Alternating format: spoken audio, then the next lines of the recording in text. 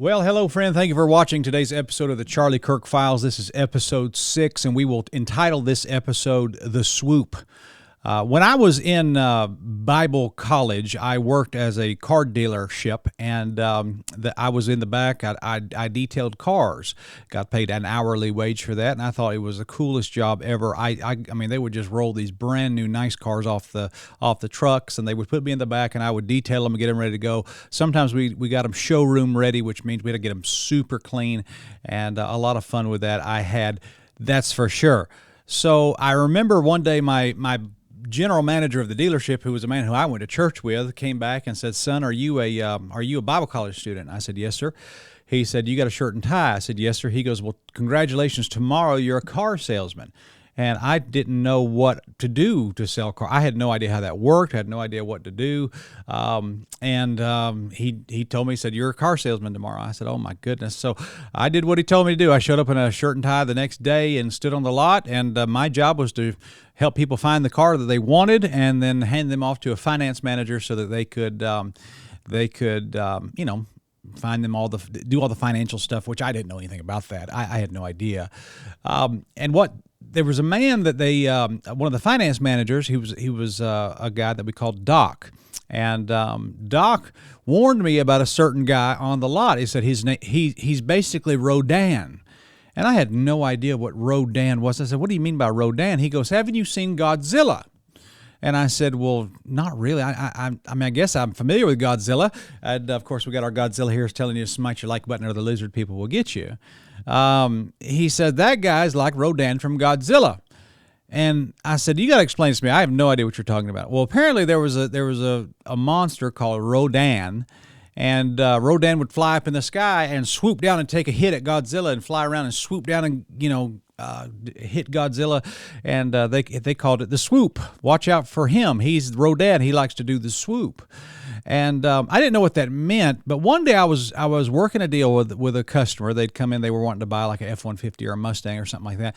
And I remember I was sitting there looking at a piece of paper. I had to fill out a form for this customer. And that guy came up to me, goes, "Hey," he goes, "what's going on?" And I said, "Hey, what does this right here mean, like this?" And I had a question about one little question on this form. And he grabbed the piece of paper out of my hand and said, "Yeah, that means this." And then he signed his name on the bottom of the page, and then just handed it back to me. And I thought, well, that was weird. I didn't know what he meant by that. So I didn't think anything of it. I went on and got the form filled out and handed it off to the finance manager, and they got the car financed, and they went off and drove off in their F-150 and had a good day. And then I got my check the next day. Now, for me, I got, on a basic deal, my commission was like $300. Well, on that deal that I worked and I did, and I got all my, I did 99% of it. He just helped me with that one little tiny thing, and they signed his name on his paper. I thought it was weird. My commission for that deal was $175, almost half. And I looked at it and realized that he had, by signing that paper, by just checking that box for me and signing his name on the bottom of that paper, he interjected himself into something that I was doing and took a large chunk of the commission just by doing that. And he knew what he was doing. He knew if he walked up to me and took that piece of paper out of my hand and signed his name on it, he knew that he was going to take almost half of my commission, my paycheck, by doing that. He knew he was going to hijack my deal because he manipulated me, is what he did. He just flat out manipulated me. He took advantage of my ignorance of car sales and stole almost half of my commission from me. Now, folks, that is exactly how mystery religion operates in situations like the Charlie Kirk situation. The swoop happens because people who are very nefarious interject themselves into a scenario like this, and they hijack a scenario like this, and they do so because of the ignorance of people who have no idea what's going on. The Bible says in the Old Testament, if you'll remember correctly, it says, "My people are destroyed for a lack of knowledge." Well, we're going to give you the knowledge of what's happening in the Charlie Kirk situation right here on this video today. Here is the swoop, okay? You have this evangelical boy who is some sort of non-denominational Assembly of God guy who gets assassinated for trying to do some sort of ecumenical thing, trying to save America. And in the wake of the tragedy of it, a crowd swoops in and says, hey, we were there all along. We were there. We're the part of this. And this is something we can help you advance this even farther now that we're here. And by the way, in the last video, we talked about a moment of vulnerability. This crowd used the moment of vulnerability to swoop in and to take advantage of this situation and even try to take control of this situation and control the narrative of this situation. And what is that crowd that's doing that? I'll tell you. It's real simple. The crowd that is swooping in is the Roman Catholic whore of Babylon. Now, notice I didn't say the Roman Catholic Church because I don't think it's Roman nor Catholic nor church. I don't think it's a holy nor Roman nor Catholic nor church. I believe it is the mystery religion whore of Babylon that is now swooping in and claiming Charlie Kirk as their own. You say, well, that's dishonest and disingenuous and nefarious and that's manipulative. Yeah, but that's the Roman Catholic Church for you. This has been their history from the very beginning. These people are monsters. This whole institution is evil. And do not buy the lies that they are selling you. In today's video, the Charlie Kirk Files, Episode 6, The Swoop, I want you to know that Roman Catholicism is very much right now trying to claim Charlie Kirk as their own. Look at this article right here. This is from Catholic News Agency. This is September 19th, 2025. Report Charlie Kirk was this close to becoming Catholic just prior to his death. This is a disgusting article. It says right here by Daniel Payne, slain conservative activist Charlie Kirk was reportedly strongly considering becoming a Catholic just prior to his assassination, according to a bishop who spoke to him shortly before his killing. Robert Brennan, a Los Angeles-based writer and the brother of Fresno, California Bishop Joseph Brennan, said in September 18th column of the Los Angeles Archdiocese newspaper Agellius that Kirk has a, quote, personal exchange with the California prelate about a week before Kirk's murder at Utah University on September 10th. The writer Brennan, who said Bishop Brennan gave him permission to share the story, wrote that Kirk had spoken to the prelate about a prayer breakfast at Visalia. The conservative activist told the bishop about his Catholic wife and children and how he attended Mass with them. Kirk acknowledged speculation about his possible interest in becoming Catholic. Brennan wrote in Angelus that he subsequently told Bishop Brennan, I am this close to converting. That is CatholicNewsAgency.com, September 19, 2025. You also have right here this article that Charlie Kirk was rattled and prayed with priests day before his killing. So what was going on with Charlie Kirk? Was he being enticed by the whore of Babylon? Was he being seduced by the whore of Babylon? I'd say so. That's what whores do.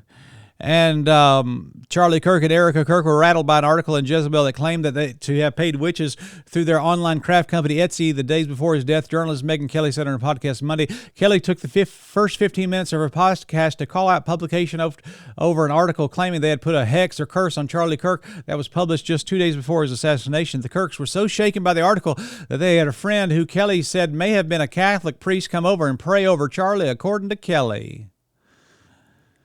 Oh my. So you see the swoop here? You see how they're claiming him? And right here it says 9/11/2025, the day after Charlie Kirk was assassinated in Utah. Yesterday, the world was shaken by the news of Charlie Kirk's assassination while speaking at a college campus in Utah. Kirk was well known for engaging in students and professors in conversations on a wide range of controversial issues, but he wanted to be known above all not as a political organizer or debater, but as a follower of Christ. When a podcaster asked how he wanted to be remembered when he died, without hesitation, for courage for my faith. The most important thing is my faith. Charlie was an evangelical Protestant, but he's sort of a fellow traveler of Catholicism. This is what ecumenicism does. It puts you in bed with Rome. And this was the fatal mistake that Charlie Kirk made. Making common calls with Catholic thinkers and activists, often expressing admiration for the church, engaging positively with Catholic leaders, and even sometimes seen attending Mass with his wife. When last year he visited the campus of San Diego State University, I sought him out, hoping a long-term dialogue with him about Catholicism.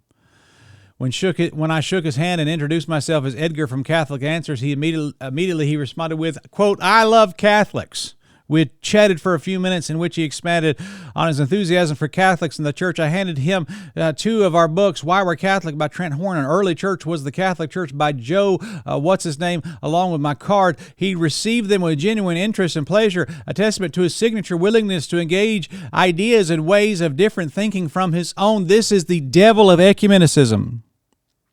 This is what Charlie Kirk fell into. And this is why they claim him, because he said, I love Catholics. And even if you realize, moments before Charlie Kirk was assassinated, he said the same things about Mormons. I love Mormons. We got Mormons on staff. Mormons are here. We love Mormons. They do a lot of good. This is the trap. This is the blurring of the lines that they fell into. I want you to see this. Candace Owens even did a lot of articles saying that Charlie was converting to Catholicism right before he died. Candace Owens, who converted to Roman Catholicism. This is trinitybiblechapel.ca. Candace Owens, who converted to Romanism years ago, claimed in the September 11th podcast that Charlie Kirk was praying the rosary and attending Roman Catholic Mass. She noted that she encouraged him to take the last step and become a Romanist. He's too smart to be Protestant, she equipped. Her video has since been removed from YouTube, but a clip is still available here. Here's the quote. He was definitely on the brink of changing some of his perspectives, and I can tell you factually, Charlie was praying the rosary. Charlie was going to Mass. One of my last conversations with Charlie was me joking with him, saying, just take the last step, okay? I said specifically, you are too smart to be a Protestant. Just take the last step, Charlie. He says, you're speaking about Mary, and typically when those steps start taking place, you stop referring to yourself, as I did, as a Judeo-Christian. And the thing is, you have to understand this. You have to understand this. My audience, please understand this. Listen to me. Catholics do not claim to be Christians because they're not Christians. You ask a Catholic, a true Catholic, if they're a Christian, they'll say, no, I'm not a Christian, I'm a Catholic. It's because even they recognize that they practice a different religion than Christianity. These people are pagan Mary worshipers. These people practice the mystery religion of the whore of Babylon of Revelation 17. These people are a cult. Probably the biggest cult in the world. And friend, I'm going to tell you right now, when you hear Roman Catholics get on the internet and they say stuff like this, forgive me for putting this on the screen, but this is a Catholics for Catholics YouTube channel saying this. 22 in our new home city of Phoenix, Arizona. Catholics for Catholics was just a few months old, and I was excited to tell someone I looked up to about our tiny new organization focused on getting Catholics engaged in the fight to save America.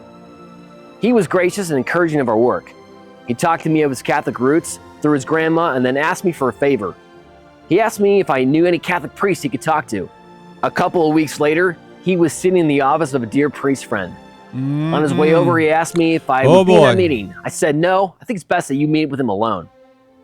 The relationship between that priest and the Kirk family became very close.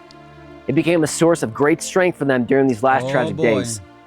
It was a providential connection that was made on forever. There he is in a Catholic church. Oh my goodness, Charlie, what have you done? What did you do? It's right there. Look at it. To have played a role in connecting this great warrior for Christ with a noble representative of Christ's church in this Catholic priest. Charlie was the kind of guy who would wake up and send you a scripture quote in 7. Oh my. But it wasn't just this instance. There's another instance here. I want you to see this. Right? And she's doing it at a young, appropriate age, and you receive criticism by doing that. You know what that goes to show? The American evangelical church has been infected by modernity and feminism, and that needs to be completely collapsed and rebuilt in a biblical image. It's repulsive. And it doesn't surprise me, because so much American Christianity, again, this is why so many kids are becoming Catholic. I'm trying to tell evangelicals, I'm like, it's happening fast. Again, I have deep respect for Catholicism, and I get it. I understand it. Again, I'm not Catholic, but I think Catholicism has done a lot of good for the world and continues to. But one of the reasons why is that... Do you see what I'm saying, folks? The Catholic Church is capitalizing on Charlie Kirk's death. They're swooping in and claiming him. And we're going to show you how this develops. You say, well, now wait a minute.